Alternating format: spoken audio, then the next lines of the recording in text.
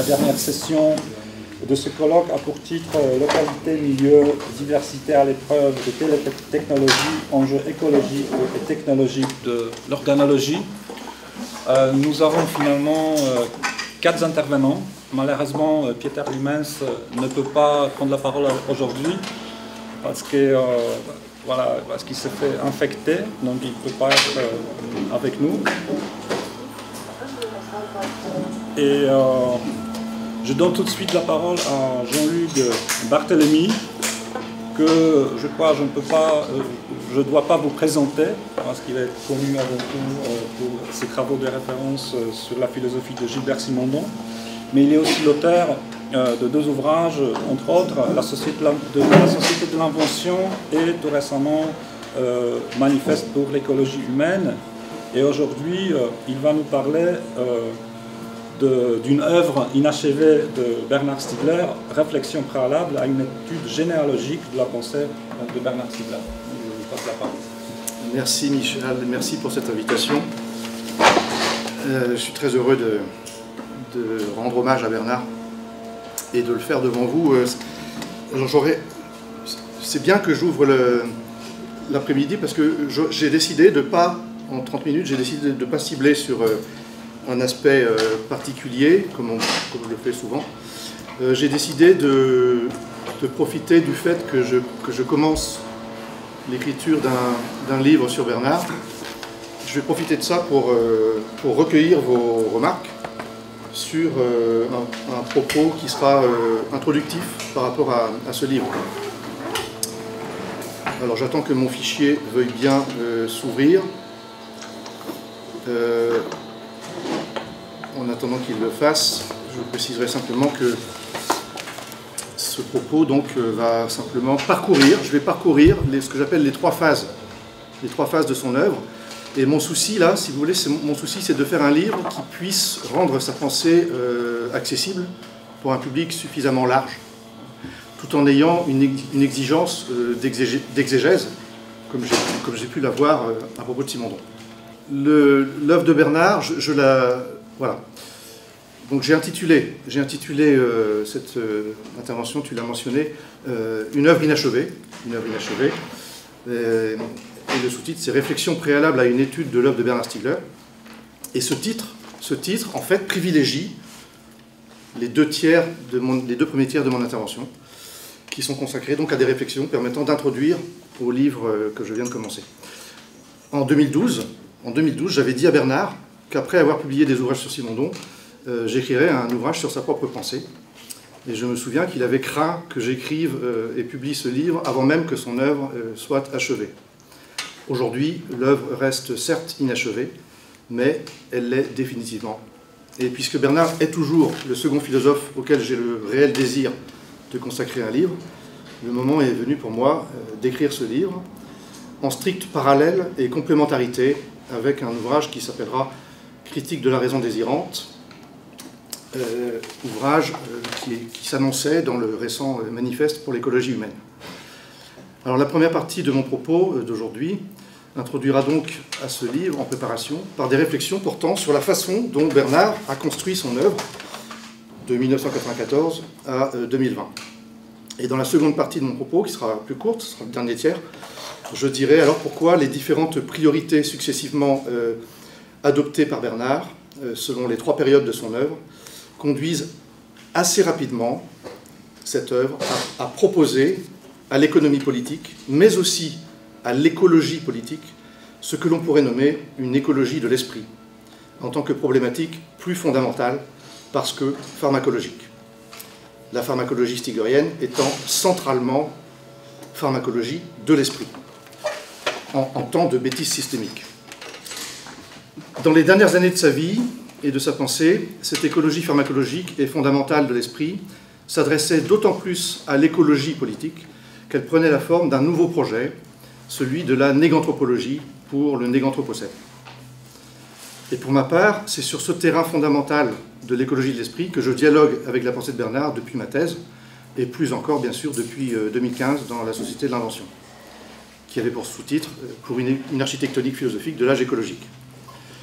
Mon écologie humaine ayant pour problématique fondamentale ce ce que j'appelle une écologie du sens, en temps de crise du sens, comprise comme crise de la réflexivité, et l'écologie politique, avec un tiret, écologie politique, y étant seulement l'une des 3 traductions secondes de cette écologie fondamentale du sens. L'éco-logie politique y a pour vocation propre de refonder le droit d'une façon telle que soit rendue possible l'unification, aujourd'hui requise, je crois, de l'écologie politique, de l'économie politique et de la philosophie du droit, elle-même réinventée. Dans le dernier chapitre du Manifeste pour l'écologie humaine, j'ai livré une synthèse pédagogique de mon dialogue critique avec Bernard, mais sans revenir à cette occasion sur notre divergence la plus fondamentale, la divergence qui concerne la question que je qualifie d'archi-réflexive, qui est celle de la méthode en philosophie et de la structure du philosophé qui doit en résulter. Donc il est désormais temps d'entrer dans la première partie de mon propos. À l'origine de l'œuvre de Bernard, il y a un texte jeté sur le papier en prison durant une nuit de l'année 1979 ou 1980, je cite. De même que sa thèse de doctorat, qui ne sera soutenue que 13 ans plus tard, préfigurera les différents tomes de son grand œuvre, La technique et le temps. De même, Bernard m'avait dit de ce texte originel, qui contenait déjà en germe la thèse de doctorat.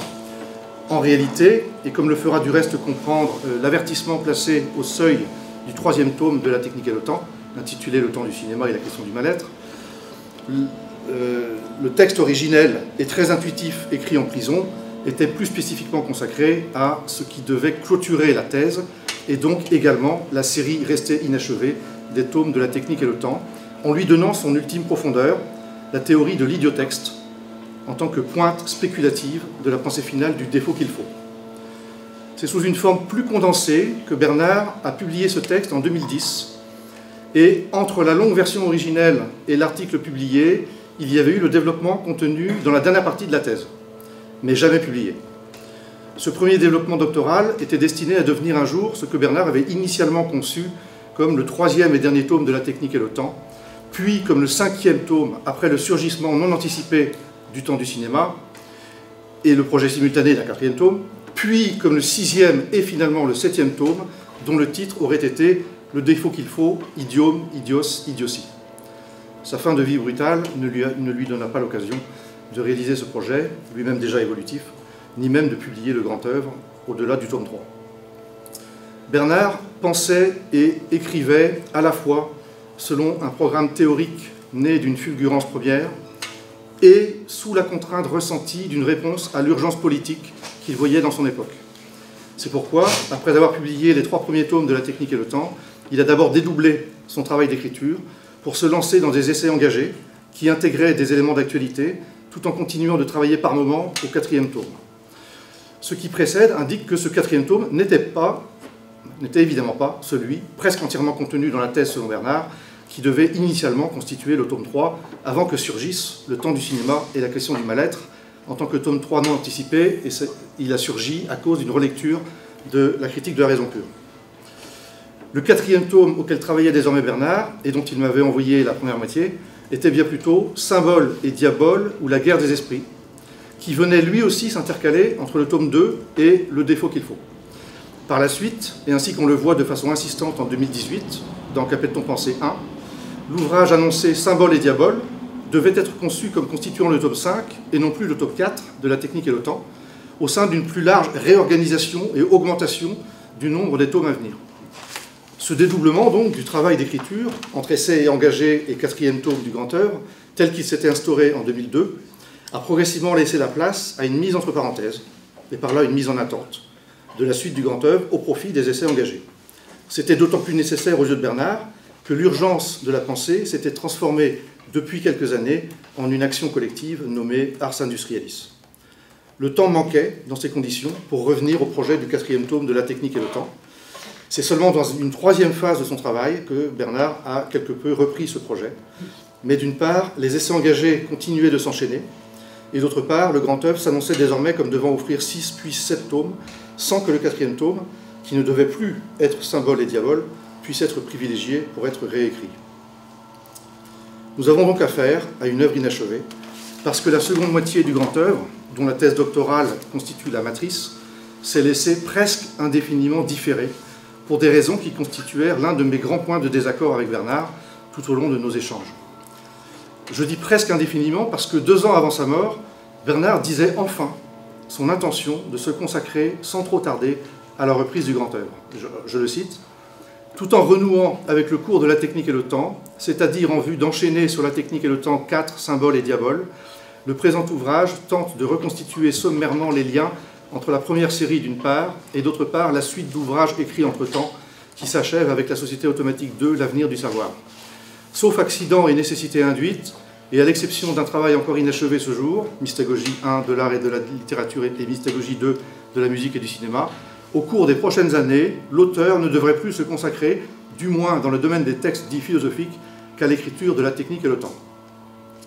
À vrai dire, dans le 2e tome de Qu'appelle-t-on penser, Bernard ne pourra pas s'empêcher d'envisager et d'annoncer un 3e tome, intitulé Déconstruction et Destruction, au lieu de s'en tenir à l'urgence de revenir au grand œuvre, la technique et le temps, pour l'achever.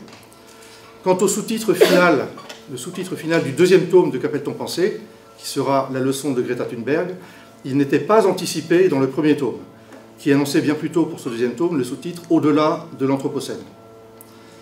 D'autres remarques s'imposent.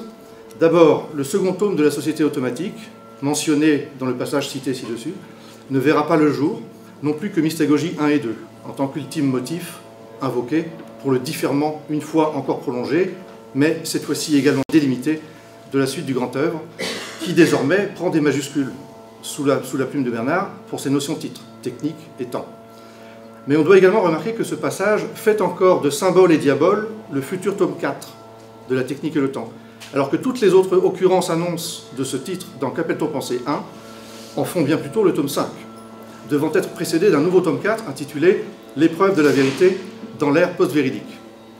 Sans doute le passage cité, qui prend place au sein d'une longue note de bas de page constituant un programme de travail, avait-il été écrit avant Qu'appelle-t-on penser, dont il disait le rôle préparatoire à l'égard du retour au grand œuvre, puis intégré à lui sous forme de notes, sans véritable relecture corrective.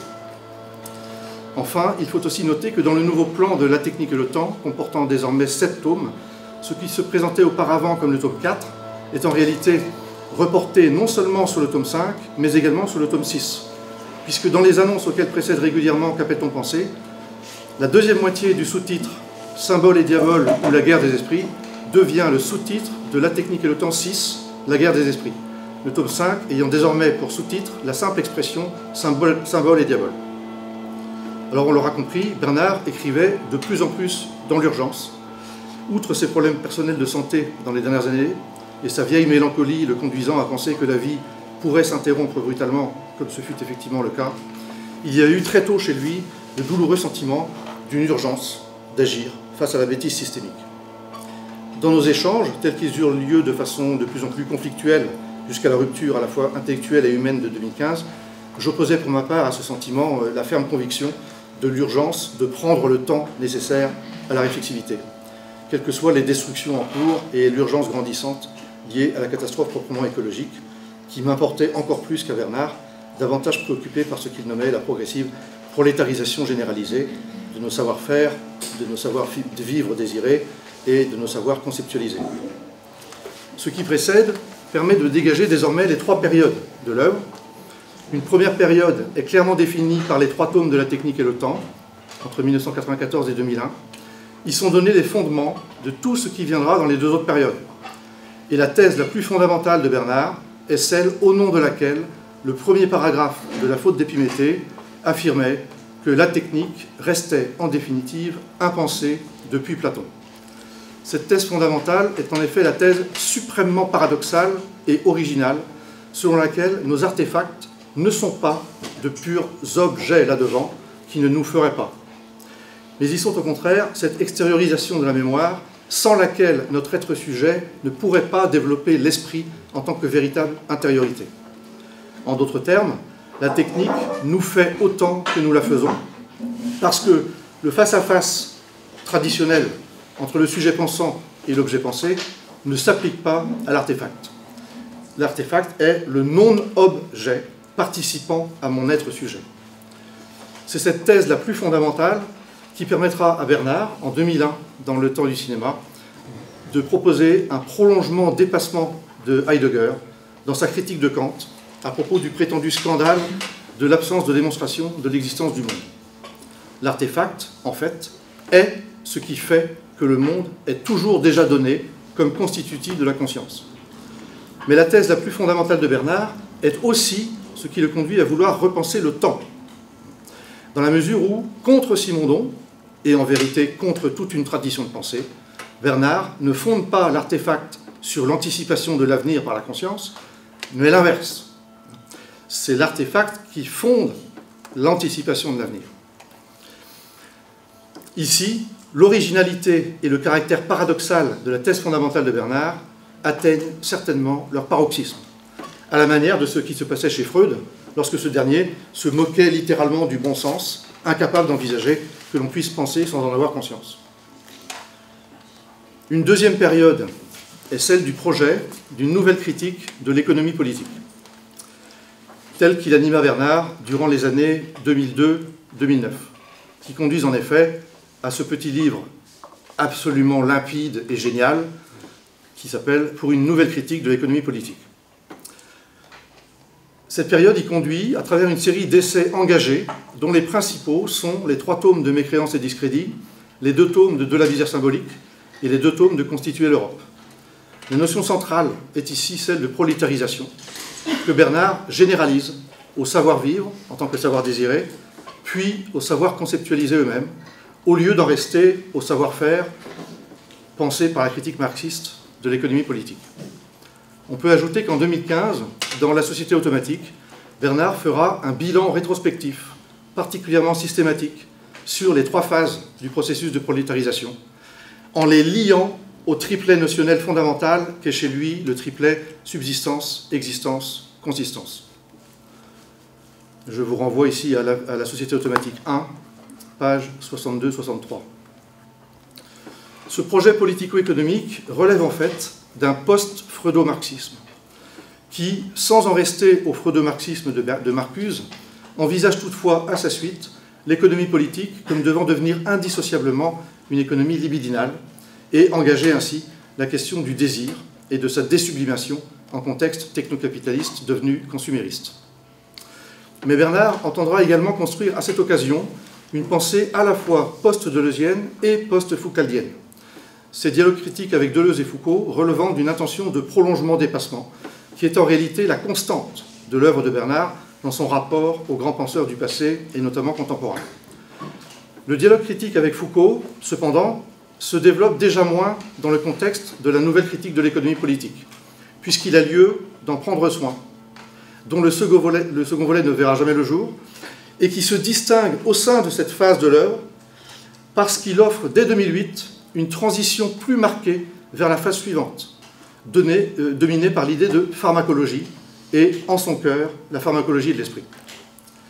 Comme le précisera Bernard en 2018, le projet de la pharmacologie remonte certes pour ses prémices au début même de la phase antérieure, mais à l'instar de celle d'organologie, elle y restait subordonnée à l'idée d'une nouvelle critique de l'économie politique.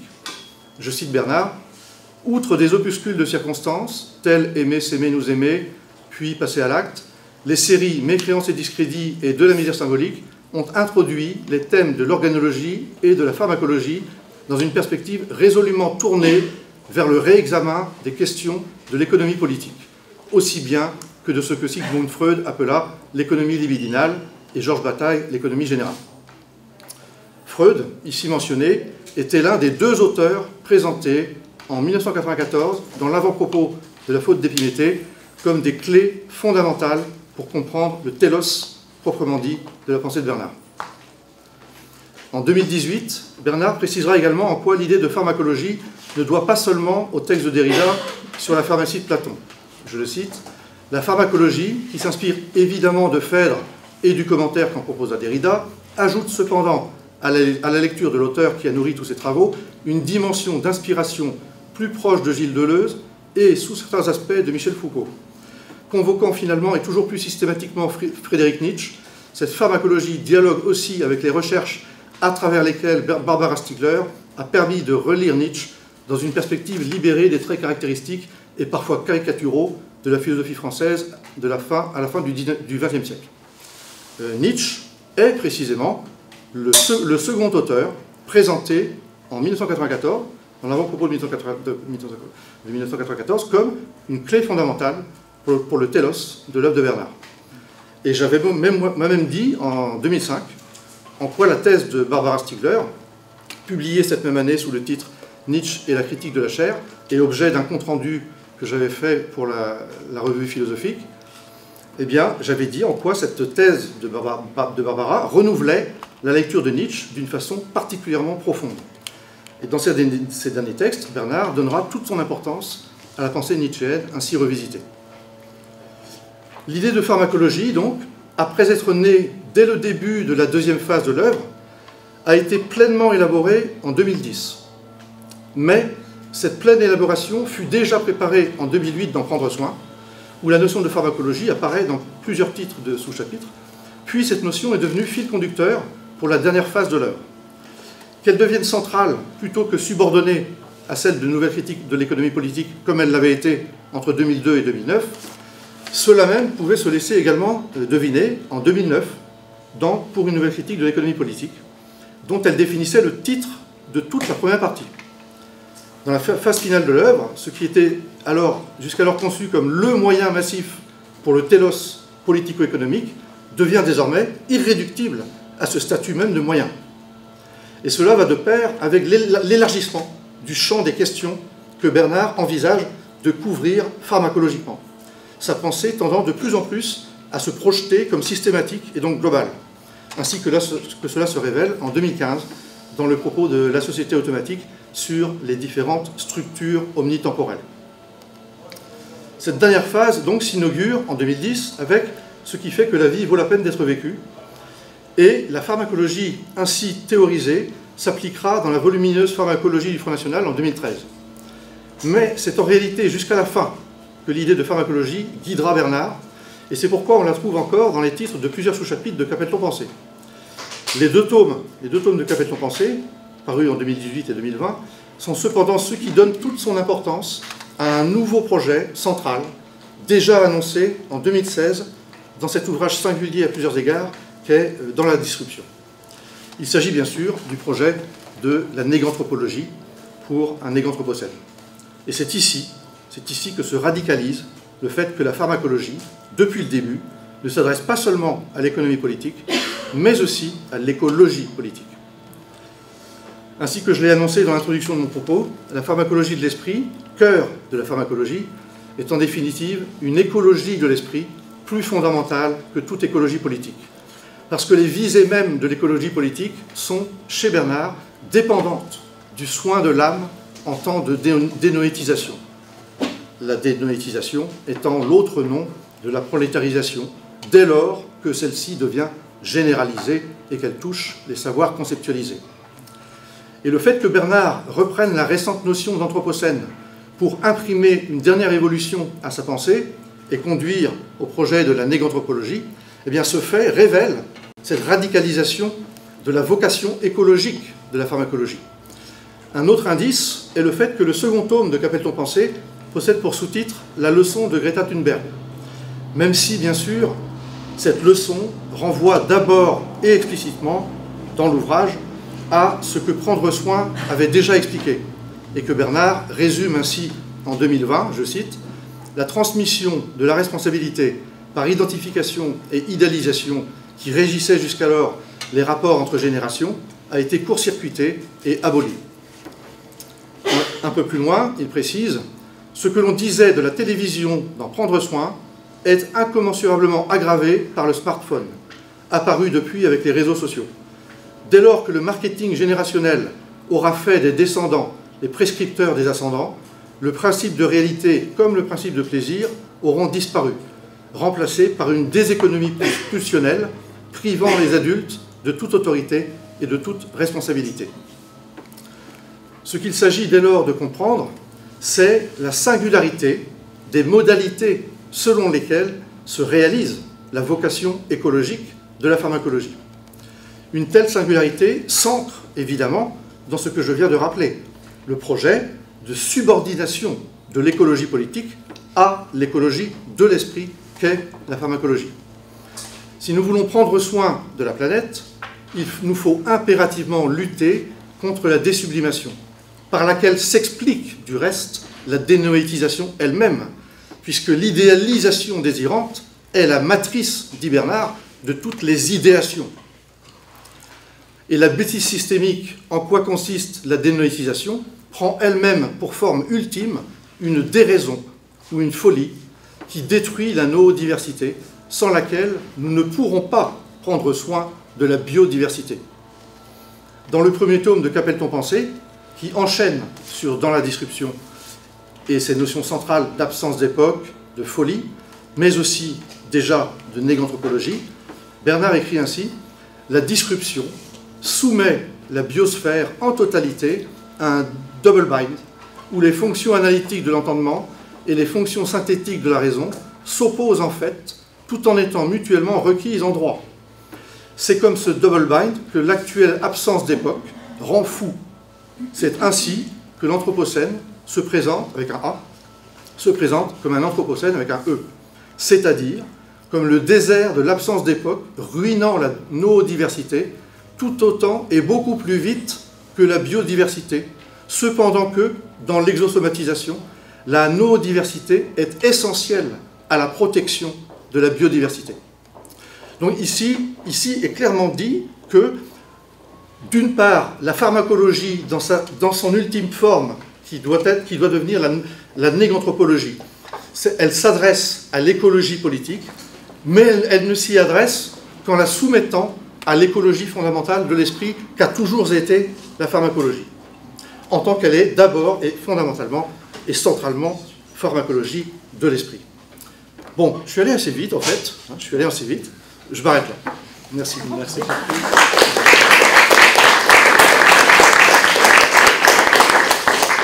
Merci beaucoup pour ce parcours, cette périodisation qui ont mis en certains points à tout ce dont on parlait pendant ces 3 journées. Voilà, donc Ludovic, ah d'accord. Parce qu'il y a des contraintes horaires. D'accord, donc on passe à Ludovic Duhem, qui va prendre la parole.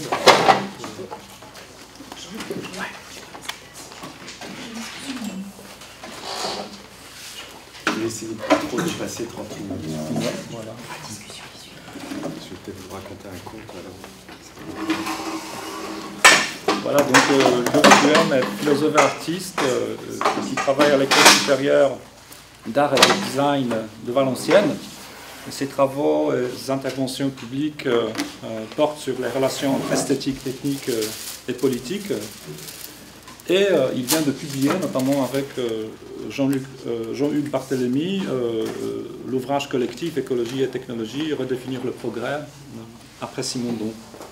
Donc, je passe la parole. Voilà, aujourd'hui, il va nous parler de l'oubli d'Icare, l'autre idiot, ou une mésopolitique des technologies. Merci beaucoup.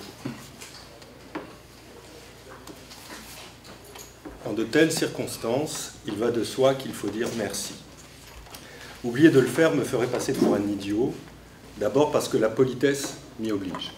Lorsqu'on est reçu quelque part, il faut remercier les personnes pour leur hospitalité, pour la grâce qu'elles nous accordent en nous accueillant, en supposant immédiatement que cela est fait sans arrière-pensée, sans hostilité sous-jacente, sans danger imperceptible.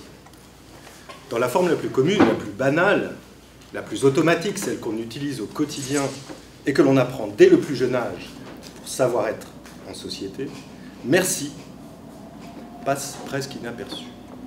On le dit sans y penser, vraiment, moins avec le cœur que par habitude, à force de le répéter pour tout et n'importe quoi, merci, cela va de soi, inutile de s'attarder. On oublie alors que merci peut être aussi une exception dans le cours ordinaire des choses. Un enjeu majeur dans la vie d'une personne lorsque merci répond à un don sans demande, à un soulagement inespéré, à une sollicitude gracieuse. Ou plus encore lorsqu'il exprime une demande de pardon, une supplication de miséricorde, une attente de rémission, si ce n'est de salut. C'est souvent ce dernier merci que l'idiot espère, convoque, réclame. quand il est conscient de sa faute, quand il se rend compte après coup qu'il a mal agi. La personne pouvant satisfaire à la demande de merci est alors investie d'un pouvoir certain, qui, dans une même parole, reconnaît la faute, accorde le pardon, libère de la culpabilité. Merci est ainsi un acte de parole qui est aussi un acte de pouvoir, dont l'ambivalence reste irréductible entre la soumission que peut contenir toute demande de merci et la domination que peut contenir toute réponse par un merci.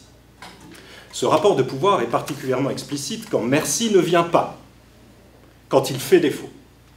Dans la vie de tous les jours, cela peut passer par un rappel à l'ordre, c'est-à-dire à ce que l'on sait et que l'on a oublié, car ne pas dire merci est un vilain défaut, surtout quand on fait semblant d'avoir oublié. C'est alors le rôle assumé par les tuteurs qui ont autorité sur les mineurs pour les réinscrire dans la communauté humaine par le respect de ces conventions. Si l'oubli devient systématique, s'il est manifestement une provocation adressée à l'autorité des tuteurs, si l'on persiste à faire l'idiot, quand on est adolescent par exemple, alors il s'ensuit un recours à la sanction, à la punition, à la rééducation dans les cas les plus extrêmes. Mais il y a aussi un autre sens à donner au merci, qui ne vient pas. Il ne s'agit pas de l'oubli de dire merci par impolitesse, ni de manquer à demander merci par faiblesse du corps, par ignorance de l'esprit, ou par une culpabilité morale infinie. Il s'agit au contraire de l'acte de pouvoir qui soumet par la force pour qu'on le soit à la merci de la volonté de celui ou de celle qui détient ce pouvoir. Tenir quelqu'un à sa merci, c'est décider de son sort, agir sur lui et pour lui, sans avoir besoin de son consentement. Dans son extrémité la plus dure, cette situation est celle de la dépendance totale dans tous les aspects de la vie, jusqu'à engager ultimement le droit de vie et de mort. On peut ainsi être à la merci de quelqu'un comme un tyran, un patron, un professeur, un conjoint, par paresse ou par lâcheté. Mais le plus souvent, c'est la force injuste et sans vergogne qui accable l'assujetti. On peut aussi être à la merci de quelque chose, par intoxication physiologique, par dépendance psychique, par automatisation technique, par conditionnement social, par obligation légale. Quand on est dans une telle situation sans merci, d'un côté comme de l'autre, on peut devenir alors autre chose qu'un idiot, on peut devenir quelque chose de bien plus grave, bête et méchant. C'est pourquoi, dans une telle situation, il faut enfin pouvoir dire merci pour exprimer son indignation, sa colère, sa révolte. Ce qui est un autre sens, plus rare et plus ancien en français, de merci. Et refuser ainsi l'abus d'autorité et la dénégation de responsabilité. Quand l'injustice règne sans vergogne, parce qu'on est à la merci de quelqu'un ou de quelque chose qui nous prive de volonté, qui nous empêche de nous servir de notre entendement, d'exercer notre liberté, il est urgent de dire merci, de le dire haut et fort. Merci est alors un cri qui peut prendre la forme d'un appel à fourbir ses armes, à se soulever, à renverser l'ordre établi, pour se battre contre la violence, la misère et l'injustice, et se battre pour l'éducation, le respect et la dignité. Un tel cri peut lui aussi être sans merci, quand il passe à l'acte, par exemple au moment agonistique d'opposition des forces en présence, comme cela peut avoir lieu durant les guerres ou les révolutions. Mais cette lutte n'est pas nécessairement sans merci, c'est-à-dire sans discernement dans l'usage de la violence et les remerciements, au sens des demandes de pardon, des témoignages de gratitude, du retour de la politesse entre ennemis en sont la finalité, au sens où les remerciements sont ce à quoi il faut arriver pour retrouver le cours de la vie ordinaire grâce à l'arrêt des hostilités et à la prise de responsabilité des parties engagées. Les traités de paix, les actes de réconciliation, l'abolition légale des systèmes d'oppression institutionnalisés comme l'esclavage ou l'apartheid sont en ce sens des remerciements. Puisque je ne veux pas passer ici pour un idiot, 1000 merci donc à Anne, à Lombert, pour son invitation amicale à intervenir dans ce colloque pour rendre hommage à Bernard Stiegler, notre ami disparu, c'est-à-dire au fond pour le remercier par-delà la mort, de ce qu'il nous a donné à penser à travers son œuvre philosophique, en particulier l'idiot et l'oubli dont je vais vous parler aujourd'hui. Mais pour le remercier aussi et surtout pour le désir d'élévation qu'il n'a cessé de cultiver collectivement dans ses cours et dans ses projets sur le terrain, pour l'appel à la lutte contre toutes les formes de désindividuation et de désaffectation sans merci dans la société actuelle, en particulier par la grammatisation numérique intégrale, et à lutter pour une négantropisation du monde. Enfin, pour la vigilance qu'il nous a transmise de ne pas oublier de dire merci à celles et ceux qui font que la vie vaut la peine d'être vécue. Revenir à l'oubli d'Icare. C'est une plume de vautour qui vient de chez moi dans le sud-ouest, dans les montagnes pyrénéennes. Mon autre chez moi. Revenir sur l'oubli d'Icare. Pour le dire sans détour, mon titre, je le concède, peut apparaître comme sans merci. L'oubli d'Icare, l'autre idiot, je laisse le sous-titre pour le moment en sourdine. Directement adressé à Bernard Stiegler, alors qu'il est sans capacité de répondre, il s'agirait de le mettre en défaut en affirmant qu'il a oublié Icare, l'autre idiot, pour penser l'oubli et l'idiotie, peut-être distrait par la figure quasi-transcendantale de Prométhée. Comme vous le savez toutes et tous, Bernard Stiegler a donné une interprétation magistrale et originale du mythe de Prométhée dans le tome 1 de son grand œuvre, La technique et le temps. Son geste consiste avant tout à rappeler que la métaphysique et la philosophie en général, jusqu'à Heidegger compris, s'est constituée par l'oubli de l'oublieux. L'oublieux en question n'est pas Prométhée, vous le savez très bien, mais son frère jumeau, Épiméthée. Bernard le décrit ainsi. Épiméthée n'est pas seulement l'oublieux, la figure de l'étourderie essentielle en quoi consiste l'expérience. En tant que ce qui arrive, ce qui se passe, qui passait, doit être ruiné. Il est aussi l'oublié.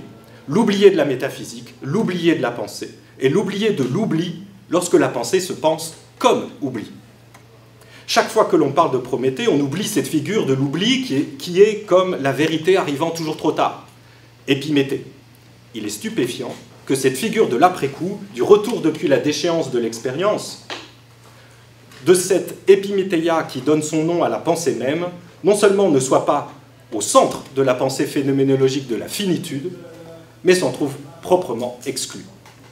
Depuis cet étonnement radical de l'oubli de l'oublieux par la métaphysique et par la philosophie en général qui se considère comme post-métaphysique, Bernard Stiegler propose d'aller plus loin que la reconnaissance et la rédemption de la figure d'Épiméthée, en proposant de montrer le caractère indissociable du couple fraternel pour comprendre la relation entre technologie, thanatologie et ce que j'appellerais mnémologie. La figure solitaire de Prométhée, dit-il, que l'on trouve par exemple dans le discours de rectorat de Heidegger, n'a pas de sens. Elle ne consiste que dans son redoublement de celle d'Épiméthée, laquelle se redouble à son tour. 1. Commettre la faute, étourderie, imbécilité, idiotie, oubli. Et 2. La méditer, toujours trop tard, réflexivité, savoir, sagesse. Et toute autre figure de la remémoration, celle de l'expérience. La langue commune grecque enracine le savoir réflexif dans l'épiméthéia, c'est-à-dire dans la technicité essentielle qu'est la finitude. L'inexistence de ces figures dans l'analytique existentielle de Heidegger ne peut que violemment nous frapper, tout en nous apparaissant évidemment nécessaire, puisqu'à la fois, l'enlacement des deux figures de la Prométhéia et de l'épiméthéia livre très précisément les éléments majeurs de la structure de la temporalité décrite comme être pour la fin, et l'enracinement originaire et indépassable de ce rapport dans la technicité que signifient les deux figures prises ensemble contredit absolument la possibilité d'opposer tant authentique d'un côté, tant du calcul et de la préoccupation de l'autre. Fin de citation. À l'évidence, ce passage nous montre l'importance décisive de l'enlacement des deux figures de Prométhée et d'Épiméthée, et que celle de Prométhée n'a effectivement de sens qu'en se redoublant par celle d'Épiméthée. Il nous montre plus précisément que la figure de Prométhée, redoublée par celle d'Épiméthée, se redouble elle-même dans l'enchaînement de l'idiotie et de la sagesse, de la faute et de la réflexion. Mais il nous montre aussi qu'un autre double redoublement s'effectue par l'entrelacement de Heidegger, qui oublie l'oublieux en prétendant dépasser la métaphysique, redoublant ainsi la faute platonicienne, et de Stiegler, cherchant à méditer après coup cet oubli pour penser la technique et le temps depuis cet enlacement originaire entre Prométhéia et Épiméthéia. Il resterait ici à démontrer comment ce redoublement s'opère alors qu'il n'y a ni gémellité ni fraternité, évidemment, entre Heidegger et Stiegler, mais que quelque chose de l'ordre de l'idiotie, de la faute et de l'oubli, de la technique et de la mort se joue à plusieurs niveaux, biographiques, philosophiques, institutionnels, politiques. Mais je préfère laisser cela de côté ici, faute de temps. Quoi qu'il en soit, Le mythe de Prométhée et d'Épiméthée est pour Bernard Stiegler ce qui nous enseigne tragiquement que les humains, en tant que mortels, sont issus d'une double faute originaire. Un oubli puis un vol, ce qui fait d'eux des êtres arrivés en avance et aussi bien trop tard. Mais précise-t-il, il n'y a pas pour autant, je cite, un temps de l'origine pleine suivi d'une chute. Ce mot de chute va beaucoup m'intéresser évidemment. Il y aura eu à l'origine que la faute, qui est justement les défauts d'origine ou l'origine comme défaut. Fin de citation. Ainsi, dit-il, il y a le coût essentiel du défaut d'origine, c'est-à-dire un accident originaire qui fait de l'homme l'être hors de lui, y compris avec un jeu de mots sur le caractère émotif de ce hors de lui. Car pour, dit-il, suppléer à la faute d'Épiméthée, Prométhée fait à l'homme le cadeau ou le don de le mettre hors de lui.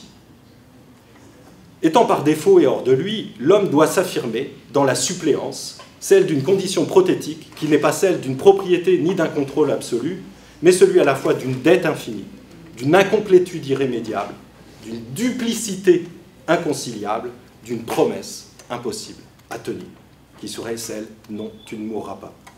Ce qui n'est pas un abandon au désespoir commun et à l'errance sans but, mais au contraire, une exigence d'anticipation et de prudence vis-à-vis de l'insouciance quant au passif dont les techniques portent la marque, celle de la conscience de la puissance et de la finitude qu'elle nous donne.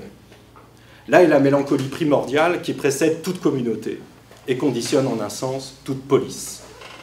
Je ne vais pas pouvoir le détailler, mais il serait intéressant au passage de s'interroger sur la place du merci dans le mythe de Prométhée et d'Épiméthée, ou même plus largement dans le sens tragique que pourrait avoir le merci indépendamment de la logique, disons, judéo-chrétienne, ou plutôt même chrétienne, de la miséricorde. Mais je suis obligé de passer pour tenir à peu près le temps. Partant de ce rapide rappel quant à l'oubli de l'oublieux, au défaut originaire et au double redoublement, qu'en est-il de l'oubli de l'autre idiot? À ma connaissance, Bernard Stiegler ne parle presque jamais d'Icare, dans toute son œuvre publiée, à deux exceptions près.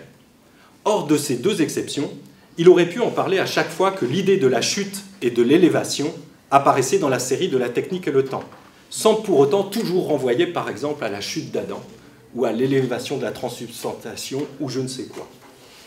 Il aurait pu le faire notamment dans un texte de 2006 pour le numéro spécial de la revue philosophique consacrée à Simondon. Ce texte s'intitule, et dirigé par Jean-Luc, ce texte s'intitule « Chute et élévation », justement. La politique de Simondon, l'apostrophe apolitique. Dans ce texte, Bernard Stiegler est très critique à l'encontre de Simondon qui, selon lui, rate la question politique, certainement parce qu'il, je cite, fait de l'apparition de la technique une chute hors de l'unité magique originaire. Il n'envisage à aucun moment la question de la possibilité de tomber, couvre toute élévation. Il s'ensuit une critique croisée de Heidegger et de Simondon sur le on et le nous, et il ajoute, je cite encore, « Or, l'absence de toute question quant à la nécessité de tomber et donc d'apprendre à tomber pour pouvoir s'élever ou se relever, ce qui s'appelle l'empirie, l'expérience dont il parlait dans Prométhée et Épiméthée, c'est-à-dire aussi l'épiméthéia. » Fin de citation. On attendait ici Icare, et c'est Épiméthée qui revient. Mais Icare était peut-être présent malgré tout, en sourdine, si l'on en croit la petite conférence intitulée « Des pieds et des mains », qui paraît elle aussi en 2006. Bernard Stiegler y traite de l'attirance verticale qu'on ne cesse de constater dans l'histoire humaine. Je le cite, « se mettre debout, lever la tête, gravir une pente, atteindre un sommet, construire une tour », qui sont des allusions à Simondon au passage, est une constante, et il ajoute que cette constante est poussée, je cite, « jusqu'à l'impossible rêve d'Icare qui nous dit que la hauteur, c'est aussi le rappel de la gravité et la possibilité de la chute. » Fin de citation. D'où l'importance d'apprendre à tomber et l'urgence de penser le besoin de grandir et le désir de s'élever contre le marketing et les industries de programme qui cherchent à contrôler sans vergogne le devenir de l'être noétique, passant de la minorité à la majorité. Ce qui nous renvoie bien sûr aux belles analyses de prendre soin dont on a parlé juste avant. Après un long intervalle de temps, Icare revient discrètement, en 2016, dans un court passage de l'un des derniers livres de Bernard Stiegler, à savoir « Dans la disruption, comment ne pas devenir fou ». Lorsqu'il est question des rêves, et des cauchemars dans l'Anthropocène. Peu avant d'évoquer Icare, il pose que, je cite, « la réalisation de ses rêves est la condition de la non-inhumanité comme néganthropogenèse dans l'exosomatisation ». Bon, ça paraît un peu verbeux et, disons, en tout cas complexe conceptuellement, mais ici nous partageons son vocabulaire et les liaisons logiques, donc on comprend comment cet enchaînement peut exister. Mais que cette réalisation produit une artificialisation, une prolétarisation, un déphasage et un désajustement, ce qui exige, dit-il, un second temps du double redoublement épocal, ce que nous connaissons tous, lequel est empêché par la stratégie barbare de l'innovation radicale. Il s'ensuit une incise au sujet du film d'animation « Le vent se lève » d'Hayao Miyazaki, où Icare est mentionné. Je cite, « La mécanique est en effet le thème central de ce merveilleux film qui prend ainsi au mot la mécanée dont nous parle Pindare. Horikoshi, lorsqu'il était enfant, rêvait de voler, admirant Giovanni Battista Caproni, un ingénieur italien, tous deux étant habités par les rêves d'Icare, de Léonard de Vinci et de Clément Ader, nom illustre parmi bien d'autres. Exosomatisant leurs rêves, tout cela ont transformé nos mondes, jusqu'au désastre final, à la fin de la Seconde Guerre mondiale, au Japon. » Fin de citation. Cette incise renvoie en note à une conférence que j'ai donnée en 2015 à Tournai pour le Festival des Inattendus et à laquelle avait assisté Bernard Stiegler, reconnaissant que cette conférence l'avait aidé à avancer ses réflexions sur Icare. Mais il ne propose alors aucun développement, à ma plus grande surprise, sur la chute et l'élévation, l'idiotie, le pharmacone, l'anticipation de la mort, l'après-coup, etc., dont j'avais pourtant parlé depuis les mythes d'Icare et dont je vais parler dans un instant. La discussion qui avait eu lieu entre nous s'était exclusivement concentrée sur le problème de l'humanisme auquel étaient associés Jean-Hugues et moi-même. Nous formions comme un couple de naïfs défendant l'humanisme à tout crin, alors qu'il s'agissait bien sûr d'un humanisme décentré, comme vous le savez sans doute par ailleurs, et compatible sous certains aspects, sans aucune difficulté avec la pensée de Bernard. Chez Bernard Stiegler, il y aurait ainsi comme un relatif, je le mets entre parenthèses, oubli d'Icare. L'autre oublieux, l'autre idiot, qui se redouble dans l'oubli, qui est lui aussi enlacé, couplé à une autre figure, celle de Dédale, dont Socrate faisait son ascendance mythique et chez qui il tirait le modèle du labyrinthe de la dialectique, qui porte un autre nom, celui de Grand Détour, et celui des automates comme contre-modèle sophistique. Les automates, les sophistes, ce sont des automates. Il le dit à plusieurs reprises dans Le Tifron et dans un certain nombre d'autres textes. Mais ce relatif oubli, sous la forme d'une absence insistante là où elle pourrait apparaître, là où elle devrait être convoquée en un sens, ou encore sous la forme indicielle marquante de l'élévation et de la chute, de l'accident et de l'ordalie, du vol, et on pourrait de manière détournée parler aussi de la cire et de la plume, en lien avec l'écriture, du soleil, de la vérité et de la force du non, par-delà la mort. J'y reviens juste après. Cet oubli relatif, dont le motif est difficile à établir, pourrait prendre la forme d'une hantise, ce qui revient dans le devenir de la pensée sans être entièrement pensée. Si Bernard Stiegler a appelé ainsi à élaborer une organologie du rêve, il faudrait peut-être aussi penser à élaborer une organologie de la hantise, en pensant ici à Freud, à Marx, à Derrida évidemment, sorte de redoublement métacritique qu'implique Dédale et Icare à mes yeux. Je vais vous proposer maintenant une lecture stiglerienne, si l'on peut dire, du mythe d'Icare. Combien de temps me reste-t-il? 10 minutes. D'accord, bon, je vais essayer. Il est temps maintenant de se plonger dans une lecture du mythe d'Icare, avec à l'esprit ce que Bernard Stiegler a pu faire en relisant lui-même le mythe de Prométhée, toutes choses étant égales par ailleurs, en ce qui le concerne et me concerne.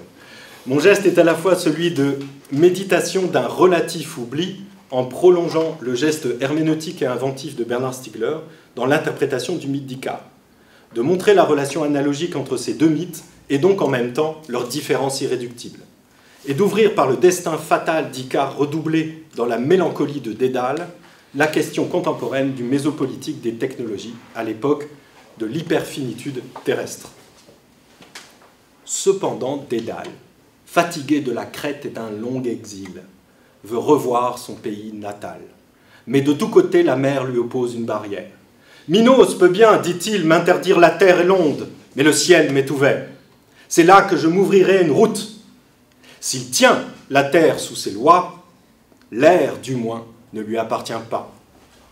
Pour rappel, Dédale, nouvel Ulysse Polymétis, figure d'errance et d'intelligence rusée, est exilé suite à l'aide qu'il a fournie à Pasiphae, femme de Minos, pour s'unir à Zeus. Pasiphae avait commandé à Dédale une réalisation d'une génisse en bois dans laquelle elle pouvait se glisser afin de séduire Zeus ayant pris l'apparence d'un taureau sauvage. C'est ce que fit Dédale en construisant une boîte en bois garnie de cuir de vache et posée sur roulette, pourvue d'une ouverture afin que le taureau, fou de désir, puisse la saisir. De cette union contre nature et adultère aux yeux de Minos naquit un être hybride, mi-homme, mi-taureau, le Minotaure. Minos chargea à son tour Dédale de concevoir et de construire le labyrinthe pour éloigner définitivement le Minotaure et ainsi soustraire aux yeux de tous, dit-il, le monument de ma honte.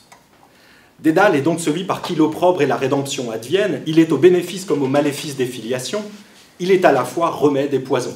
En un mot, il est l'être pharmacologique. Parce qu'il rend possible la naissance du Minotaure et son exécution par Thésée, parce qu'il crée la perte de Thésée et fabrique ce qui le ramène au dehors, et parce qu'il permet à son fils Icare de voler et précipite sa chute mortelle. Il est, comme l'a proposé Hubert Damisch, la figure tendue entre le limité et l'illimité, entre Taxis et Hubris. Ou pour parler cette fois-ci avec Nietzsche, Dédale est une figure à la fois apollinienne et dionysiaque, apollinienne parce que figure de la mesure, de la prudence et de l'orgueil de l'individualité géniale, dionysiaque parce que pris par l'ivresse d'une surabondance de force vitale, son individualité se dispersant dans les métamorphoses incessantes de sa création. Il est le poulpe, il est le renard, il est insaisissable. Allez voir Frontisy Ducroux. Nostalgique de sa terre natale et rebelle à l'incarcération, Dédale, fatigué de cette situation insupportable et injuste, projette de partir de ce qu'il sait pour s'évader avec son fils et lui donner un avenir hors des lois terrestres, celles de Minos et de la nature. À ces mots, il s'applique à inventer une technique inconnue et demande à la nature des secours d'une espèce nouvelle. Il place plusieurs plumes les unes auprès des autres en commençant par les plus courtes. Viennent ensuite les plus longues et elles s'élèvent toutes comme par degrés. Ainsi, jadis, pour former la flûte champêtre, les chalumeaux d'inégale longueur furent assortis avec choix. Dédale attache ses plumes au milieu avec du lin, aux extrémités avec de la cire. Après les avoir liées, il les courbe légèrement. On les eût prises pour les ailes d'un oiseau. Dédale est un inventeur. Il produit quelque chose d'inconnu, mais il n'est pas un dieu. Il réalise les rêves et concrétise les désirs. Bien qu'il soit sacralisé, il fabrique en artisan profane avec ce qui existe dans la nature pour changer de topos, des plumes, du lin, de la cire. Son ingéniosité, métisse, retorse et novatrice, défie la nature et demande son recours. Il la reproduit sans la copier, ce qui lui permet de fabriquer des prothèses exosomatiques, des ailes en tout point semblables aux ailes des oiseaux. Icare était près de son père, ignorant qu'il préparait son malheur, et le front rayonnant de joie, tantôt il touchait le duvet qui s'agitait au gré des vents, et tantôt il pressait sous ses doigts la cire dorée, et retardait par ses jeux l'admirable travail de son père. Enfin, après avoir mis la dernière main à son ouvrage, l'industrieux artiste se balance sur deux ailes et vogue suspendu dans les airs. Dès la première intervention d'Icare dans le mythe, il est dit deux choses. 1. Icare est celui qui prépare son malheur, parce que le destin le mène à une fin funeste, mais aussi parce qu'il ne lui prête pas attention. Du moins, il n'est captivé que par la surface des choses. Il ne réfléchit pas, il ne respecte pas l'ascendance de l'expérience, ni le défaut de la technique, de la cire exposée au soleil comme des plumes plongées dans l'eau. Deuxièmement, Icare est celui qui en même temps s'enthousiasme. Il est un esprit curieux et prompt à s'amuser de tout, cherchant le plaisir immédiat dans le jeu innocent et inconséquent jusqu'à retarder le travail de son père.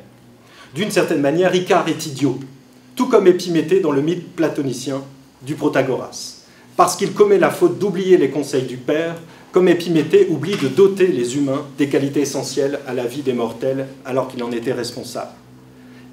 Icare et Dédale se redoublent tels Prométhée et Épiméthée. Il en donne de semblables à son fils et lui dit « Ne sors pas de l'espace placé entre la terre et les eaux, et les cieux, pardon. Je te le conseille, Icare. Plus bas, ton plumage serait appesanti par l'onde. Plus haut, tu seras dévoré par le feu. Renferme ton vol entre les deux extrêmes. Je te recommande aussi de ne regarder ni le Bouvier, ni Hélice, ni Orion, armés d'une épée nue. Prends-moi pour guide dans ta marche. » En même temps, il lui apprend l'art de voler et attache à ses épaules un instrument jusque-là inconnu. Tandis que le vieillard lui prodigue ses soins et ses conseils, des larmes baignent ses joues et ses mains paternelles tremblent. Il le couvre de baisers qui ne devaient jamais se renouveler. Il vole devant son compagnon et frémit pour ses jours. Tel l'oiseau conduisant hors du nid, placé à la cime d'un arbre, sa jeune famille dans les plaines de l'air, l'exerce à suivre son essor et la forme à un art périlleux. Dédale secoue ses ailes, il observe celles de son fils avec anxiété. L'inquiétude paternelle de Dédale pour Icare tient non seulement à la personnalité et à la candeur ou l'inconséquence de son fils, ainsi que pour l'amour qu'il lui porte et qu'il le porte, mais elle relève surtout du fait qu'il a la prescience de ce qui va arriver. Il sait que son fils va périr malgré ses conseils et son enseignement. Il lui apprend à se tenir en l'air, mais il ne lui apprend pas vraiment à tomber. Car pour être libre et sauf, Icare doit se maintenir dans l'entre-deux, entre le soleil et la mer, en ce lieu où les deux forces naturelles et funestes ne peuvent l'atteindre, et Dédale sait en même temps qu'il ne le fera pas. Si Icare est idiot comme Épiméthée, on pourrait donc dire que Dédale est ingénieux comme Prométhée. Il a la puissance de s'allier avec les forces de la nature et tromper le regard de la divinité. Il est aussi celui qui anticipe, qui prévoit la faute, celui qui sait à l'avance que l'élévation sera une chute, que les lois seront transgressées, car il dispose de la Prométhéia, qui est en même temps la source de son anxiété à l'égard de la descendance. Dans un jeu de mots que vous aurez compris.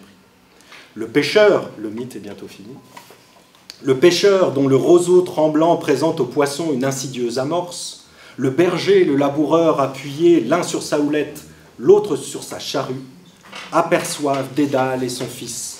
Frappés de surprise, ils prennent pour des dieux deux êtres à qui il est permis de planer dans les régions éthérées. Déjà fuyez bien loin, à gauche Samos, chéri de Junon, Délos et Paros. À droite, Lébinthe et Calymne en miel fertile. Le jeune Icare, fier de son vol audacieux, abandonne son guide, il brûle de sonder les délestes espaces et s'enlace plus haut. Et s'élance plus haut, pardon, s'enlace, c'est drôle. Par la vivacité de ses rayons, le soleil, dont le trône se trouve près de lui, ramollit la cire parfumée qui sert de lien à ses ailes. Elles fond. Icare agite ses bras dépouillés, mais n'ayant plus son plumage qui le soutenait comme deux rames, il ne saurait voguer dans les airs. Sa bouche répète le nom de son père, et il tombe dans les flots azurés qui conservent son nom. Depuis le lieu de l'entre-deux, depuis le milieu, les topoi s'enchaînent, point du territoire passant sur la carte de la traversée céleste de Dédale et Icare. Par la technique, père et fils se sont émancipés de l'origine de leur souffrance, du lieu fixé de leur église, de leur exil, mais aussi du lieu de leur nature humaine, puisqu'ils volent tels des dieux. Freud est là et me dit exactement n'arrête pas. Je sais pas, d'un coup ça devient chrétien, c'est terrible, il faut que je m'en aille. On parlait enfin bon, bref. Les autres mortels, avec leur technique qui les assigne aux topos de la Terre, admirent ces deux êtres cosmiques. Mais Icare, idiot, n'a pas réfléchi, il s'est approché du soleil, grisé par cette nouvelle liberté. Inconscient des risques, sourd aux injonctions paternelles à faire attention, il a ainsi perdu toute capacité de voler en voulant devenir cosmique.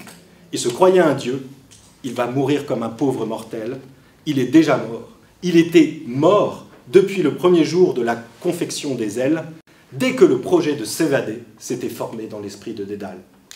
Pour vivre une expérience surhumaine, dépasser l'insistante finitude, il a ainsi court-circuité l'expérience de son père, refusant la transmission du savoir. Mais la vérité est toujours une épreuve, ou, dans les termes de Bernard Stiegler, l'épreuve, je le cite, de la vérité dans l'exosomatisation est toujours ordalique. Pour moi, là, il parle d'Icare. Parce que les critères font précisément défaut pour juger de ce qui constitue l'épreuve elle-même, Ils ne peuvent être trouvés qu'à partir de la contingence exosomatique. Et la performativité de l'épreuve est irréductible. Il s'agit de la performativité du défaut, et le processus véritatif procède inévitablement, dans l'épreuve quasi-causale, de la persévérance du défaut et de la performativité de la parésia, telle que se risque toujours, exceptionnellement, dans l'insu. » Fin de citation. Et lorsque les défauts se transforment en faute durant l'épreuve ordalique, c'est la rencontre de la limite où il devient impossible de redoubler, si ce n'est le cri de la perte. Dernière citation du mythe. « Cependant, son infortuné père, qui déjà n'est plus père, s'écrie « Icare, Icare, où es-tu? Dans quelle contrée irais-je te chercher, Icare ?» répétait-il encore, quand il aperçut ses ailes sur la surface des eaux. Alors il maudit son art, renferme dans un tombeau les restes de son fils, et ce rivage prend le nom de celui qu'il a reçu dans son sein. Mis à l'épreuve de la vérité, Dédale maudit son art, poison fatal qui devait les libérer de l'assujettissement.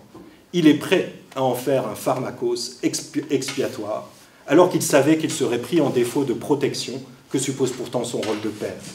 Son chagrin suite au choc de la disparition le fait ainsi oublier que son fils ne pouvait qu'oublier le renversement du pharmacone, que l'élévation devait produire l'accident de la chute et couper le lien mémoriel entre ascendance et descendance. À l'issue de cette épreuve, Icare n'a donc plus lieu d'être. Il n'a plus de lieu pour être. Il n'a plus de lieu propre. Il n'en a jamais eu, en fait. Il était entre deux et devait le rester. Il a disparu alors qu'il devait se tenir au milieu, ce qu'il a respecté en un sens. Car disparu, Icare est pourtant toujours présent, dans le souvenir en larmes de son père désolé, mais il demeure aussi présent en tant que milieu. Sa chute suite à son refus de rester au milieu l'a certes fait disparaître dans l'Hadès, la nécromasse noétique d'où ressurgissent de manière intermittente les esprits de la mort, des morts, mais il est devenu un topos lui-même, donnant son nom à la mer qui l'a englouti. Il s'est inscrit dans la mémoire collective comme lieu géographique et surtout comme milieu de l'épreuve de la vérité, de la finitude, de l'archi-finitude. Je peux prendre encore une minute ? Pour donner naissance à la mer icarienne, il aura donc fallu que le topos de chaque figure s'inverse. Depuis son élan, Icare a enfanté sa chute et transmis son nom comme un père.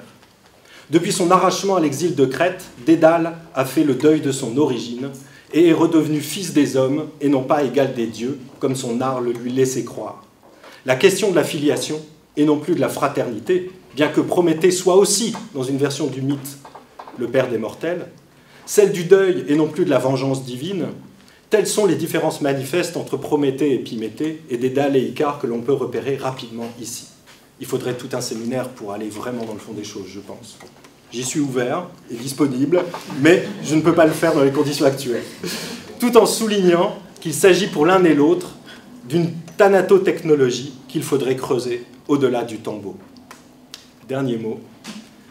Icare, l'idiot, le fautif, celui qui veut par-dessus tout s'élever et qui réfléchit après coup, quand il est trop tard, quand il n'y a plus que quelques plumes qui ne soutiennent plus son corps, ce corps tombant pour une âme en deuil du cosmos.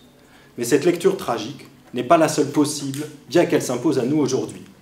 L'histoire de son interprétation, et c'est avec ça que je vais conclure, avant tout de son interprétation chrétienne puis moderne, les chrétiens étaient déjà là, en donne un contrepoint cosmique où Icare symbolise au contraire l'envol de l'âme vers la vérité, vers l'intelligible, vers le savoir universel. Certes, Icare est impétueux, prompt à l'enthousiasme, peu enclin à considérer les conseils. Comme tous les adolescents, il préfère en effet se laisser aller à son bon plaisir, à obéir au principe de plaisir. Ne pas respecter la voie sage du Père, c'est-à-dire le principe de réalité, pour être libre de faire comme il veut et d'aller où bon lui semble, jusqu'à faire une expérience ordalique, dangereuse et même fatale. Mais cette volonté d'élévation est aussi le propre d'une âme libre, d'une âme qui désire rejoindre ce qu'il y a de plus haut, ce qui ne peut être enfermé dans un topos ici-bas, dans les limites d'un isolement insulaire. Plus, un tel désir de s'élever pousse à se sortir des passions et des honneurs qui enracinent les hommes à un territoire et à sa défense, alors qu'il s'agit de rejoindre par-delà la mort la plénitude du royaume des cieux, si l'on en croit en tout cas les épîtres de saint Ambroise qui fait directement référence à Icare. Même sans compter sur la mort pour racheter la chute ou sanctifier le désir d'élévation, il est possible de voir cette transgression de l'ordre établi, celui des lois de la nature comme des lois du Père, une volonté de découverte du savoir et de jouissance de l'accomplissement de soi. Icare, en disant non à ce qui le retient au sol comme auprès de son Père, dit en fait avec Kant « sapere aude », c'est-à-dire « aie le courage de te servir de ton propre entendement », contre la paresse et la lâcheté qui confinent à l'état de tutelle. Il est en effet plus commode de rester en place, d'être sous la tutelle du topos, où tout est réglé, posé d'avance et contrôlé. Mais comme le suggère Kant dans Qu'est-ce que les Lumières, il faut au contraire prendre le risque de chuter pour voler, sans quoi on fait de l'exil en Crète sa patrie, de l'enfermement dans l'ignorance sa manière naturelle de vivre et d'habiter le monde. Dans cette version moderne, il s'agit donc d'un Icare ailé, planant dans les airs, entre Chthon et Cosmos, Gaïa et Ouranos, Pélagos et Hélios. Symbole du progrès ascensionnel des connaissances libérées, des contraintes de la religion et de la tradition.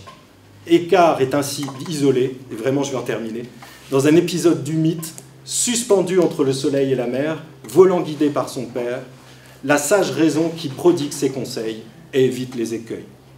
Mais le XXe siècle aura raison du lyrisme icarien des confiants modernes. Heidegger, Adorno et Horkheimer, et surtout Anders, renouent d'une certaine manière avec la catastrophe, en montrant que le déracinement de l'homme précipite sa chute, que le triomphe de la raison se renverse en mythologie, et que la puissance illimitée de la technique impose la honte d'être un pauvre mortel et le désir de devenir une machine, ce que Anders appelle l'inversion du mythe d'Icare. Selon une telle vision, Dédale et Icare sont irréconciliables. Le fils ne peut revenir au sein du père, ni le père tenir son fils auprès de lui. Si l'on privilégie cette lecture, qui ne prétend plus être tragique sous l'égide du destin, mais lucide sous l'effet de la rationalité technique, Icare devient une figure de malheur, il personnifie le risque effronté, voire la condamnation de toute l'humanité qui veut sortir de sa condition, devenir un dieu par la technique, sans se soucier des conséquences. On retrouve ainsi, chez les philosophes modernes, une forme particulière de l'adage baroque du noli altum sapere, cet interdit religieux prononcé contre un savoir trop élevé qui cherche à s'égaler au savoir absolu divin. Ce noli saltum sapere moderne cherche avant tout à nous prévenir de la chute, à prévenir la disparition dans les abîmes, à limiter l'oubris technologique et non pas empêcher la science de s'élever trop haut en contestant la loi dogmatique. Le dernier mot que j'aurais à dire, il est double. 1. Il me semble qu'il faut faire une relecture complète d'Icare, du mythe de Dédale et Icare, à partir de celle que Bernard Stiegler a faite de Prométhée et Épiméthée, pour compléter les enjeux du néganthropocène. Et deuxièmement, j'ai eu le sentiment, depuis que j'ai écrit le texte d'hommage à Bernard, qui était une lettre, en quelque sorte envoyée, que vous avez peut-être lu, qui avait paru en ligne dans Un philosophe, qui se terminait par Icare, et son oubli, c'est que j'ai toujours pensé que Dédale et Icare étaient le mythe personnel de Bernard, et qui le symbolisait au plus haut point dans le cours de sa vie et de sa pensée. Alors, ce n'est pas un accaparement ou un déplacement tordu, mais c'est une intuition. Et c'est à partir de cette intuition que j'ai voulu vous proposer cela. Je vous remercie.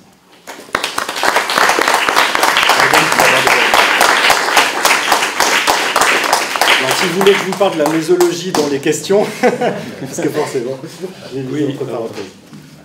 Merci Ludovic, d'abord pour vos remerciements généreux, amicaux, émouvants, et aussi pour nous rappeler cette irréductible dimension mythique de la pensée de Bernard, et finalement pour avoir proposé cette lecture dans l'esprit stiglérien, relecture du mythe d'Icare. En fait, je crois que ces deux témoignages se rapportaient l'un à l'autre, donc peut-être on va prendre des questions, et puis on va faire une petite pause avant de continuer. Donc voilà, j'ouvre la session.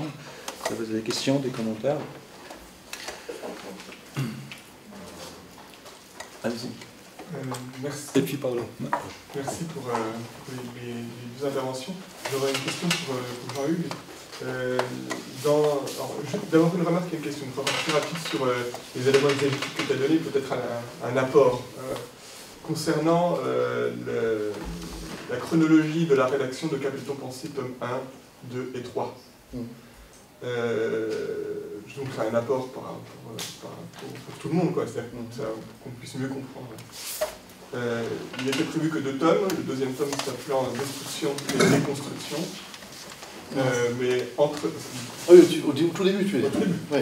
Et puis, entre-temps, arrive l'événement Greta Thunberg, qui effectivement diffère, mais Déconstruction et Destruction étaient déjà assez engagés.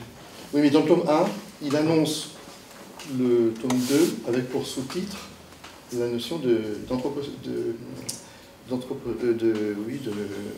Oui, bien sûr, par rapport au titre lui-même. Oui, pardon. Alors, par rapport au titre lui-même, effectivement, il a modifié le titre quand il a vu qu'il devait en fait plutôt écrire la leçon de Greta Thunberg. Et par rapport au papier écrit en prison, il y a une page qu'il n'avait jamais pu retrouver, et il l'a retrouvée le 28 août de l'année où il écrivait le leçon de Greta Thunberg, très tardivement. Et c'était un passage crucial pour pouvoir finir d'écrire la technique du temps. Je pensais ne jamais le trouver. Et je suis tout sûr parce que j'étais là quand il a... D'accord. Bon, ça c'était voilà, pour les remarques exégétiques, mais je trouve que le travail que tu fais est important quoi, pour avoir une vue générale de l'économie de l'œuvre. Juste une question, je vais être très rapide. Tu dis que, en relisant la technique du temps, que l'artefact fonde, disons en un mot, la projection. L'anticipation. Et j'aimerais voir pourquoi tu utilises le mot fondement au sens de rendre possible. Voilà, mais je crois qu'il y a un enjeu crucial parce que ça engage la conception de la condition de possibilité chez Bernard Stiegler. Et voilà, je voulais savoir si... Tu penses à l'idée de quasi-causalité là ou pas? Alors, oui et non. C'est-à-dire que, à mon sens, l'enjeu c'est d'éviter un technologisme. C'est-à-dire que si on dit que l'artefact fonde, alors il est fondement et on risque de tomber dans un réalisme du fondement. Mais si on dit que c'est une condition, alors il faut penser ce que c'est comme condition. Et j'ai l'impression que Derrida est encore très présent, c'est-à-dire que c'est une condition de possibilité et d'impossibilité. Certainement, puisque à partir du moment où on est dans la pharmacologie, forcément. Bon, mais là, moi, c'est un travail que je dois faire. Moi, je pose le cadre général. Ouais. Je vais écrire le livre sur Werner en parallèle avec la critique de la raison désirante. Et donc, parce que dans la critique de la raison désirante, j'ai un gros dialogue avec Bernard qui développe le dialogue que j'ai déjà eu et que j'ai synthétisé dans le manifeste. Et donc, le livre sur Bernard m'est apparu comme le complément parfait de la critique de la raison désirante. D'accord. Ouais. Okay. Donc voilà, modestement, je te réponds que le travail est à faire. D'accord.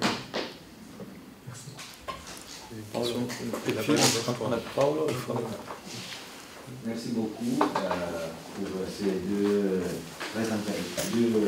communications très intéressantes. Et oui, je suis d'accord avec Micha. Il y a quelque chose qui connecte les deux communications. Peut-être que j'ai la perception que Ludovic Duhem a développé un discours sur le plan synchronique, tandis que Barthélemy a développé un discours sur le plan diachronique de la production stiglerienne. Mais il y a quelque chose entre ces deux plans qui se mélangent. Mais ça, c'est seulement une image. J'ai une question pour Barthélemy, pour Jean-Louis Barthélemy, à propos de cette période pharmacologique et surtout à propos de ces deux auteurs que Bernard convoque dans son projet, c'est-à-dire Foucault et Deleuze. Je pense en particulier au livre Prendre soin, où la présence de ces deux auteurs est évidente, mais la tendance dans l'interprétation de Bernard, c'est tout à fait différent. Je vous dis par là que Foucault, c'est un peu les cibles critiques de Prendre soin, tandis que Deleuze est présente.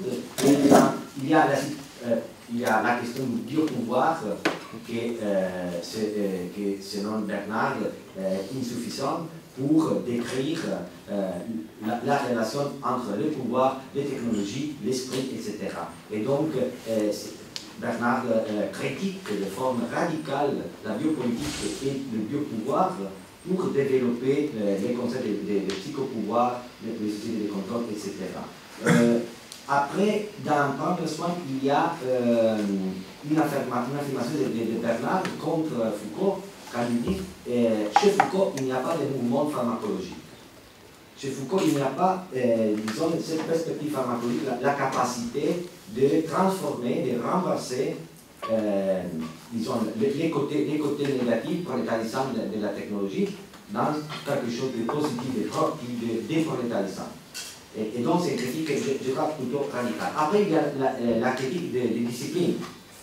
Il y a toute une critique des disciplines foucaultiennes par rapport à la technologie. Et c'est là que Bernard dit qu'il n'y a pas de mouvement pharmacologique.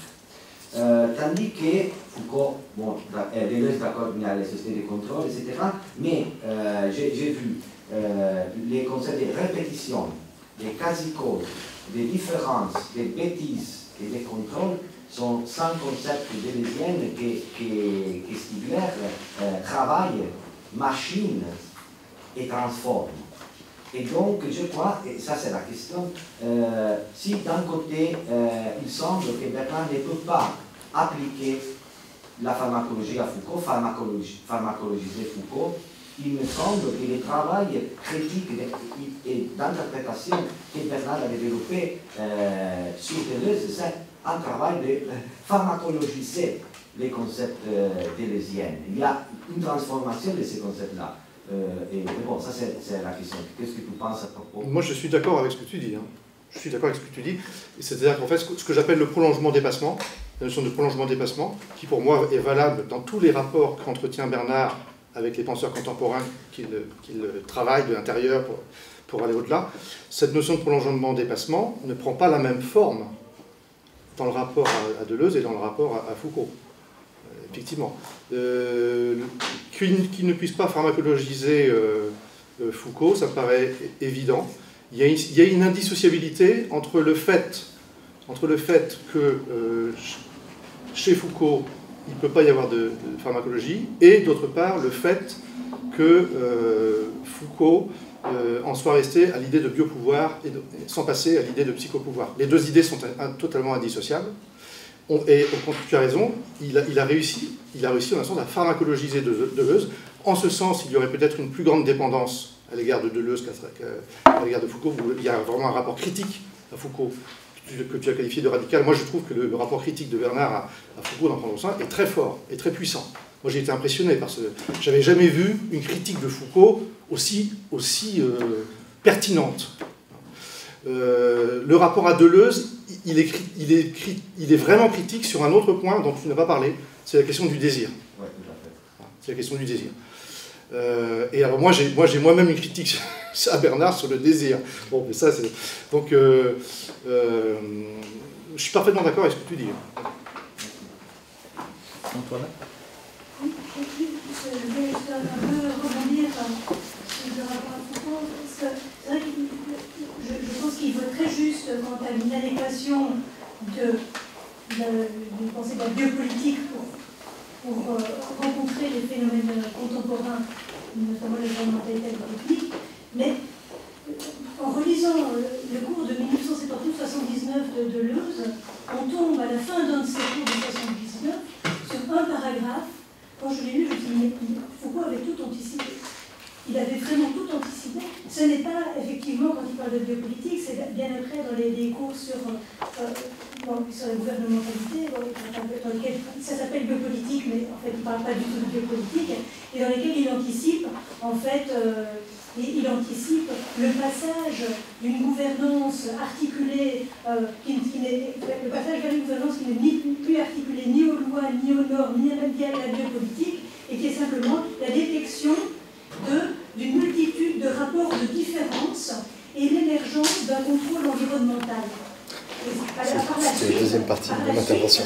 Il va parler, il dit, et j'en parlerai dans le cours suivant, et le cours suivant, il passe à Gary Becker, à l'économie comportementale, avec une note en bas de page de Skinner sur le comportementalisme, qui est très très intéressante, dans laquelle Skinner dit qu'il ne veut plus, il ne faut pas en passer, le pouvoir ne doit pas du tout en passer par la statistique, mais par l'observation directe de chaque individu. Et donc voilà, existe les catégories. Donc ça, il avait déjà très bien vu, je trouve, Foucault. Donc on se focalise beaucoup sur cette idée du Foucault, de la discipline, du panoptique, etc. Mais je pense que dans la détection qu'il avait faite des mutations du néolibéralisme, il y avait déjà, en tout cas, tout ce dont j'ai parlé ce matin s'y trouvait quasiment. C'était un peu décourageant pour moi. Allez-y, continuez, pardon. Je voulais juste, apparemment, mais c'était plus un clin d'œil qu'autre chose, parce que, en fait, moi-même, en préparant mon exposé, je me disais, mais il faut que je dise quelque chose sur Bernard Stiegler, et je repensais justement à un extrait du guide du voyageur galactique de Douglas Adams, la manière d'apprendre à voler. Votre exposé m'y a fait penser. Il existe un art, ou plutôt un truc pour apprendre à voler. Le truc consiste à se jeter au sol et de le rater. Choisissez une belle journée et essayez. La première étape est facile. Il faut juste basculer en avant et de tout votre poids, sans vous soucier que ça pourrait faire mal. Ça risque de faire mal si vous échouez à manquer le sol. La plupart des gens échouent à éviter le sol. C'est-à-dire de rater, ils échouent de rater. Et ils essayent, et s'ils essayent vraiment, il est probable qu'ils échouent durement à le rater. Clairement, c'est la deuxième étape, manquer le sol, qui représente le plus de difficultés. Le problème est que vous devez éviter le sol par accident. Il n'est pas bon de tenter délibérément de rater le sol, car vous ne pourrez pas. Lors de votre tentative, votre attention doit être détournée par quelque chose pour que vous ne pensiez plus que vous chutez, que le sol approche, ou bien que ça va faire mal si vous ne réussissez pas à l'éviter. Et moi, c'est à ce passage-là que je pensais, parce que le raté qu'il faut, le défaut qu'il faut, c'est la manière, finalement, que Bernard Stiegler avait de voler en poisson volant, en évitant d'éviter les ratés. Alors, donc vraiment, il volait. Merci beaucoup à double titre, si je puis me permettre de rebondir à mon tour. D'abord par la fin, à savoir que j'ai trouvé ce passage extraordinaire et très beckettien, en un sens, que réussir, c'est bien rater. Et en l'occurrence, je trouve que c'est exactement ce dont je voulais parler, par cet entre-deux, mais qui peut avoir aussi une forme, si on maintient Icare dans un épisode glorieux. Dans la suite de ma présentation, je parlais de Icare glorieux et Icare piteux. Et c'est l'Icare piteux qui domine désormais, alors que l'Icare glorieux a dominé pendant une grande partie du temps post-tragique. C'est comme si nous avions une sorte de néo-tragique par l'Icare piteux, celui qui chute inévitablement. C'est toute la rhétorique de l'effondrement, du catastrophisme. Et je parlais de la question de toujours penser catastrophe et anastrophe en même temps. Anastrophe, c'est quelque chose dont on n'entend jamais parler. Et moi, j'ai toujours eu envie d'écrire un livre qui s'appellerait Anastrophe. La relève, autrement dit.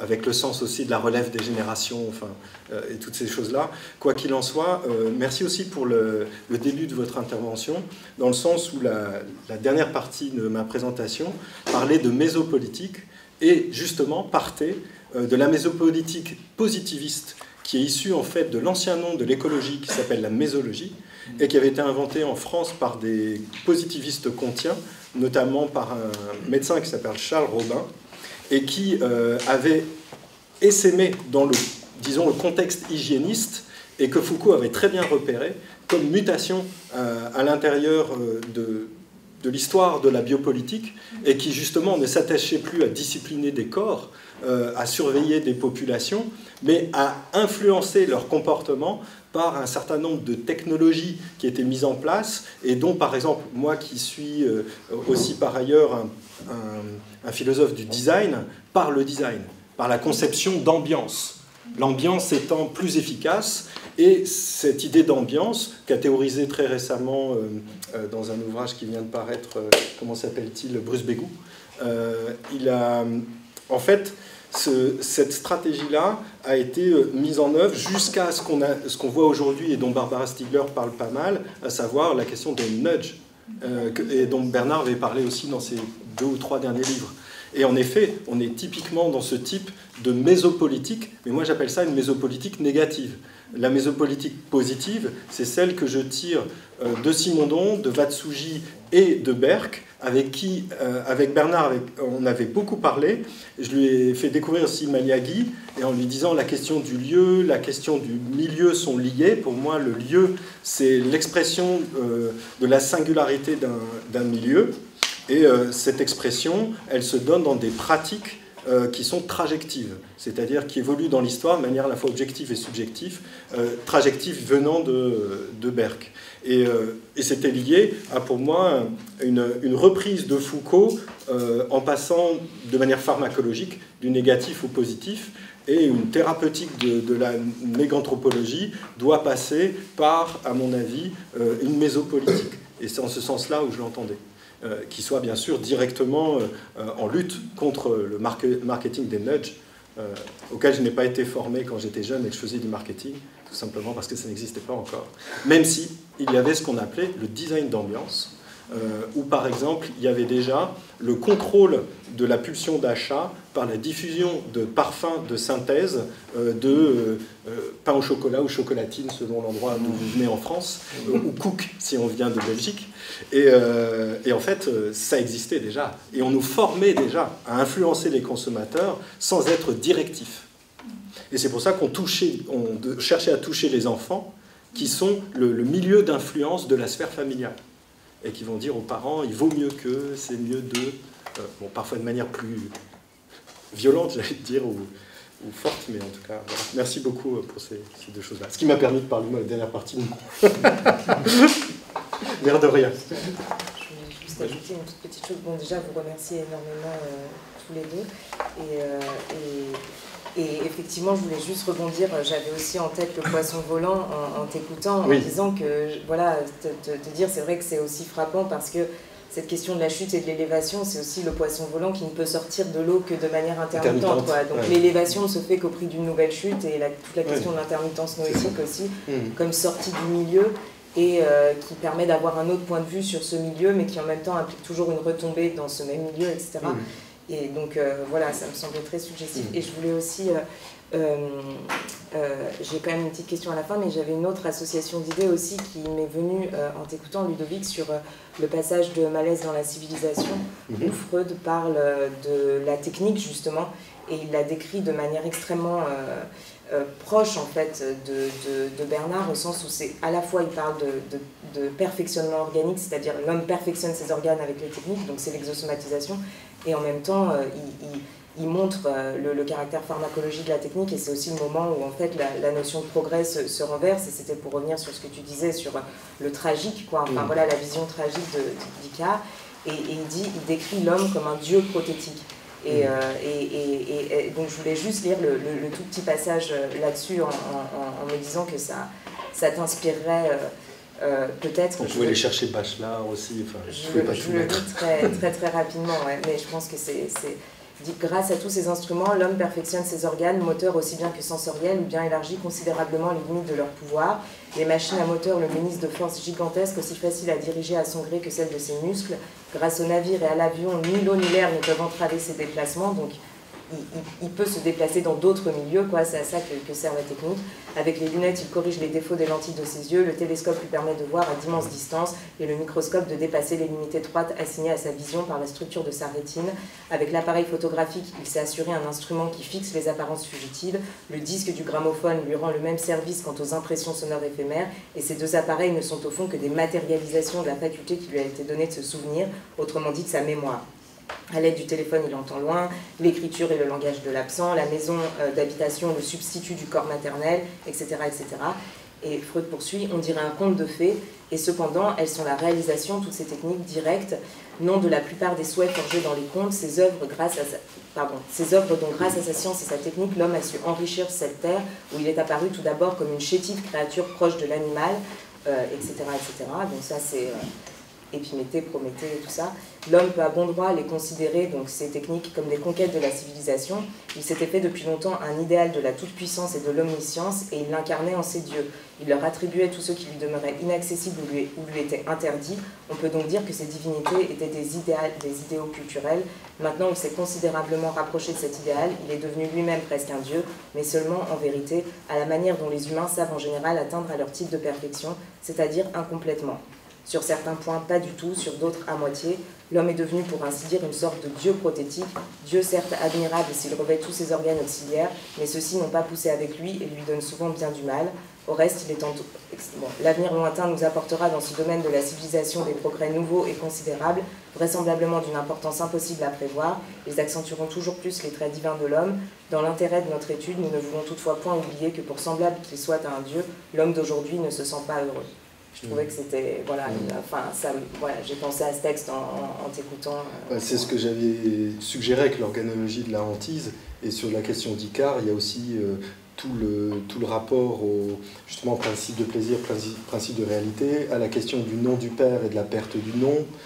Enfin bref, il y a plein de choses aussi qui peuvent être tirées de là, tout à fait fascinantes pour relire Dédale et Icare avec Bernard, et donc Freud, Derrida, Nietzsche, et j'en passe. Et ma question c'était donc... Et même les pères de l'Église. Anders parle de Icare ? Oui. On se concentre sur la honte prométhéenne, la plupart du temps, dans l'obsolescence de l'homme, tome 1, mais en vérité, il y a un passage assez intéressant où il dit que le développement de la technique qui produit cette honte prométhéenne du fait de n'être qu'organique, de n'avoir été qu'engendré et non pas produit telle une machine, c'est une inversion du mythe d'Icare. Et donc c'est tout à fait intéressant parce que même s'il ne le développe pas autant que la honte prométhéenne, il les a associés, comme j'ai essayé de le faire ou de proposer qu'il faudrait le faire dans ma présentation. Et ce qui fait que ça permet aussi de nuancer une certaine lecture qui serait linéaire de la réaction post-seconde guerre mondiale, ou parfois par anticipation des grands franco-allemands, on va dire vite fait, de la philosophie occidentale, et de se dire que oui, il n'y a pas que l'enjeu de Prométhée. Et d'ailleurs, au passage, quand on parle d'Icare, bien souvent, l'oublié, c'est Dédale, qui a été pourtant la figure dominante pendant tout le Moyen-Âge. Vraiment, pourquoi ? Parce que tout simplement, c'est le saint patron des architectes, et qui a dans de très nombreuses cathédrales un labyrinthe, et que les cathédrales, les tailleurs de pierre faisaient une dédicace à Dédale. Et il y a souvent Dédale qui est sculpté sur les têtes de chapiteaux des colonnes des églises. Et donc ça a été une figure très importante. Il y a Saint Bernard en parle, j'en ai pas parlé, Saint Ambroise, etc. C'est assez fou. Il y a un passage chez Montaigne sur Icare aussi. Enfin voilà, il y a plein de choses comme ça. Fais ton repérage. C'est ça. Bon ben voilà. Ok. À moi qui commence.